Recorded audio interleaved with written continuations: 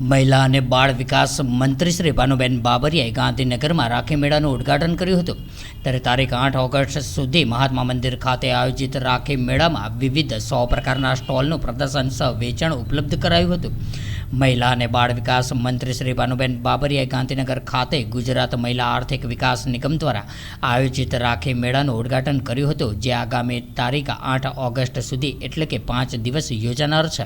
ત્યારે આ રાખી મેળામાં રાખડી સહિતની વિવિધ ચીજ વસ્તુઓના પ્રદર્શન સહ વેચાણ માટે પ્રદર્શન હોલ નંબર 2 મહાત્મા મંદિર ખાતે 100 જેટલા સ્ટોલ ઊભા કરવામાં આવ્યા હતા। ત્યારે આ રાખી મેળામાં મહિલા કારીગર દ્વારા ઉત્પાદિત અવનવી ડિઝાઇનની રાખડીઓ તેમજ ભાઈ દ્વારા બહેનને આપવામાં આવતી ભેટ માટે પણ જુદી જુદી વસ્તુઓના સ્ટોલ રાખવામાં આવ્યા છે, જેમાં ગૃહ સુશોભન, ચણિયાચોળી, કટલરી, ડ્રેસ મટીરિયલ, સાડી સહિતની વિવિધ હાથ બનાવટની ચીજ વસ્તુઓના સ્ટોલ પણ રાખવામાં આવ્યા છે। ત્યારે મહિલા અને બાળ વિકાસ વિભાગના હેઠળ કાર્યરત ગુજરાત મહિલા આર્થિક વિકાસ નિગમ મહિલાઓને આત્મનિર્ભર બનાવવા માટે કામગીરી કરી રહ્યું છે અને તેમના દ્વારા દર વર્ષે મહિલાઓને પગભર બનાવવા માટે અને તેમના વેપારને એક નવું પ્લેટફોર્મ પૂરું પાડવા માટે વિવિધ પ્રકારના મેળાઓનું આયોજન પણ કરવામાં આવતું હોય છે।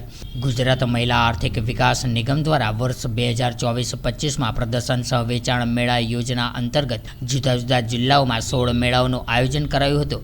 ત્યારે આ મેળાઓ થકી 739 મહિલા કારીગરોએ ₹354.78 લાખનું વેચાણ કર્યું હતું। ત્યારે વોકલ ફોર લોકલના સંકલ્પને સાર્થક કરતા ગાંધીનગરની જનતા મહિલા કારીગર પાસેથી સીધા જ સ્વદેશી વસ્તુઓની ખરીદી કરી શકશે, જેમાં ગાંધીનગર જિલ્લાના તેમજ આજુબાજુના વિસ્તારના અંદાજિત 1 લાખ કરતાં વધુ નાગરિકો પણ સહભાગી થવાની શક્યતાઓ છે।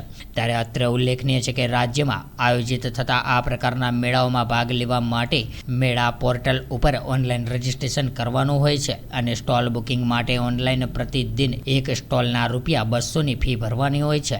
ત્યારે રજીસ્ટ્રેશન કરાવેલી મહિલાઓનો ઓનલાઈન ડ્રો બાદ સ્ટોલની ફાળવણી કરવામાં આવે છે। ત્યારે રાખી મેળાનું ઉદ્ઘાટન પ્રસંગે ગાંધીનગર મહાનગરપાલિકાના મેયર મીરાબેન પટેલ, ગાંધીનગરના ધારાસભ્ય રીટાબેન પટેલ, મહિલા અને બાળ વિકાસ વિભાગના સચિવ શ્રી રાકેશ શંકર, ગુજરાત મહિલા આર્થિક વિકાસ નિગમના મેનેજિંગ ડિરેક્ટર શ્રી પુષ્પાબેન નીનામા પણ ઉપસ્થિત રહ્યા હતા।